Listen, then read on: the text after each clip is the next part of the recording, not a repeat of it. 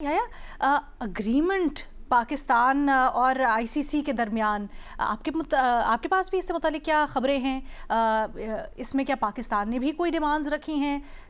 फिर इसको क्या कह सकते हैं जो पूरी की पूरी एपिसोड हुई जिसमें उस तरह तो तासुर यही जा रहा था पहले कि पाकिस्तान ने एक मौक़िफ़ लिया है, एक उसूली स्टैंड लिया है, बुली के ख़िलाफ़ खड़ा हुआ है, और फिर हमने देखा कि दुनिया से आवाज़ें पाकिस्तान के साथ खड़ी हो रही थी।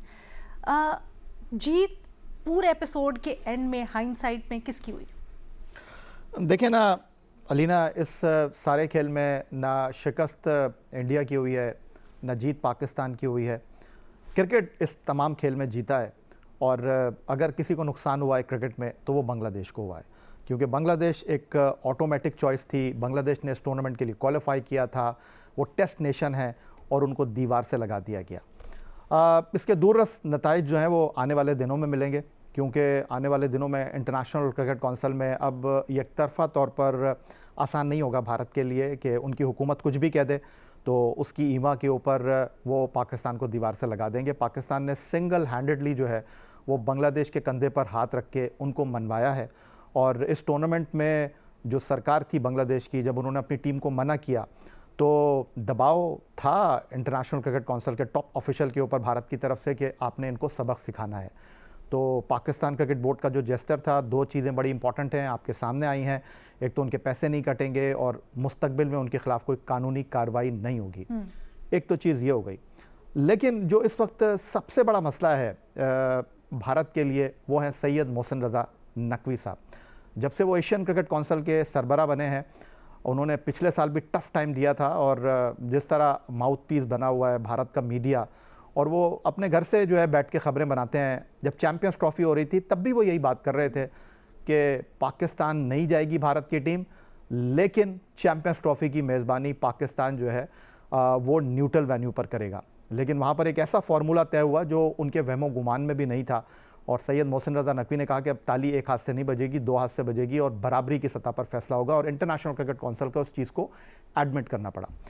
अब उसके बाद फिर लास्ट ईयर भी आपको याद होगा जो कुछ हुआ है एशिया कप क्रिकेट टूर्नामेंट के दौरान, और बिल्कुल 11th आवर पर जो डिसाइड हुआ, क्योंकि आखिरी लम्हे तक यही बताया गया एशियन क्रिकेट कौंसिल की मैनेजमेंट को कि सारी चीज़ें एसओपी के मुताबिक होंगी ताकि वो कुछ कर ना सकें।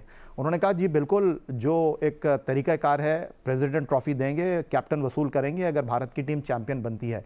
लेकिन 11th आवर पे उन्होंने जो है वो डिसीजन को चेंज किया, और उसके बाद उन्होंने कहा कि जी हमारी सरकार ने मना कर दिया, हमारी टीम पाकिस्तान के इंटीरियर मिनिस्टर से जो है वो ट्रॉफ़ी नहीं लेगी। हालांकि वहाँ पर मोहसिन नकवी ना इंटीरियर मिनिस्टर थे, ना आईसीसी के रिप्रेजेंटेटिव थे, ना चेयरमैन पीसीबी थे, वो एशियन क्रिकेट कौंसिल के सरबराह थे। अब ये जो भारत से आवाज़ें आ रही हैं कि जी पाकिस्तान ने यू टर्न ले लिया, अपने वज़ीर आज़म की बात को नहीं रखा, इसमें भी उनकी शिकस्त हुई है। और कैसे शिकस्त हुई है? क्योंकि अब वो इस बात को तस्लीम कर रहे हैं कि जो 28 सितंबर 2025 को उन्होंने डिसीजन किया कि वो ट्रॉफ़ी नहीं लिफ्ट करेंगे, उनको लेनी चाहिए थी। उनका मीडिया ये बात कर रहा है, उनके क्रिकेटर्स ये बात कर रहे हैं, ये हमारा हक था।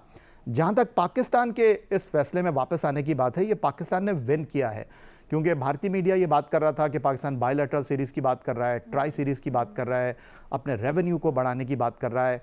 इवन पाकिस्तान ने इस मीटिंग में ये तक बात नहीं की कि आप हैंड शेक करेंगे, तो इसलिए नहीं की कि कहीं भारत ये सोचे कि जी ये तो हमसे हाथ मिलाना चाहते हैं। और ये भी मैं आपको बता दूं कि 15 तारीख के मैच में अभी ये तय नहीं हुआ है कि भारत की टीम पाकिस्तान से हाथ मिलाएगी या नहीं मिलाएगी।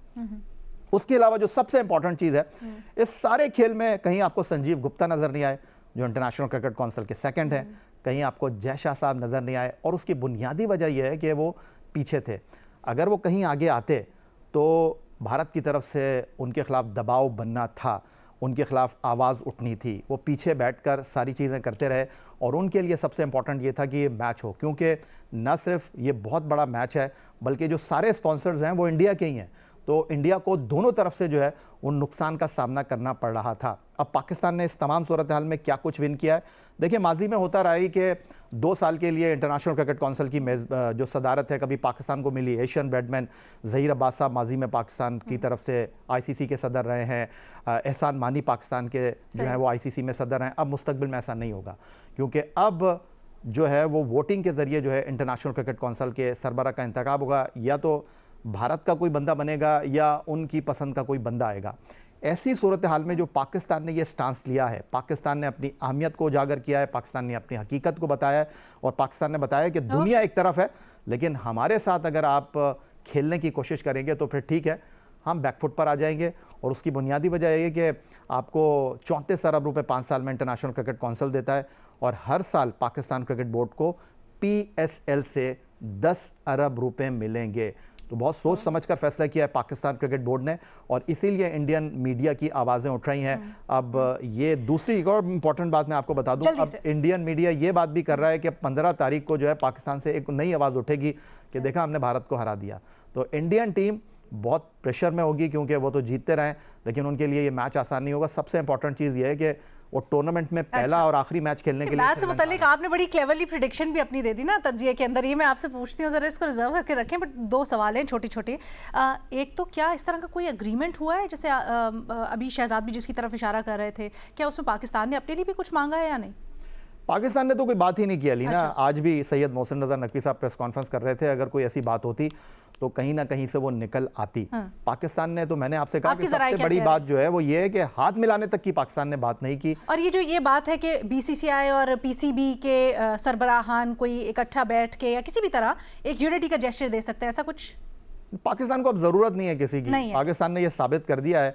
और दूसरी जो बात हो रही थी कि जी श्रीलंकन क्रिकेट के जो लोग हैं उन्होंने तो अगेंस्ट वोट दे दिया बांग्लादेश के और उनके सदर जो है हमारे वजीर आजम को फोन कर रहे हैं। तो देखिए टेक्निकली अगर आप इस चीज को अंडरस्टैंड करें, वो को होस्ट हैं, उनके लिए ये पॉसिबल नहीं था कि वो बांग्लादेश के अगेंस्ट जाके वोट दे देते। अच्छा, ब्रेक पे जाने से पहले एक बात, आप अभी कह रहे थे कि इंडिया बड़ा वावेला कर रहा है कि ये स्क्रिप्टेड था, ड्रामा था, लेकिन याया आप भी तो शुरू से इस खदशे का इजहार कर रहे थे। आपने भी तो पहले दिन से ये कहा था कि आपको ऐसा लगता है कि पाकिस्तान जो है वो बॉयकॉट नहीं करेगा, मैच खेलेगा। वो कैसे कह रहे थे? देखिए मैं आपको एक बात बताऊं, पाकिस्तान ने बहुत स्मार्टली इन चीज़ों को हैंडल किया, टैकल किया। 2 रास्ते थे पाकिस्तान के पास और 2 रास्ते ये थे कि पाकिस्तान क्रिकेट बोर्ड टूर्नामेंट में शिरकत के लिए जाता है और कोई बात नहीं करता कि जी हम 15 तारीख का मैच खेल रहे हैं या नहीं खेल रहे। और 15 तारीख को कोलंबो के होटल से पाकिस्तान टीम निकलती नहीं।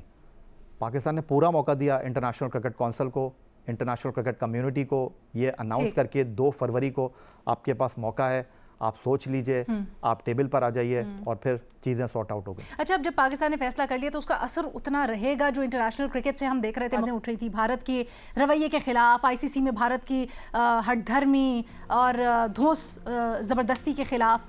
क्या पाकिस्तान के डिसीजन के बाद वो अहमियत उन आवाज़ों में या वो जान रहेगी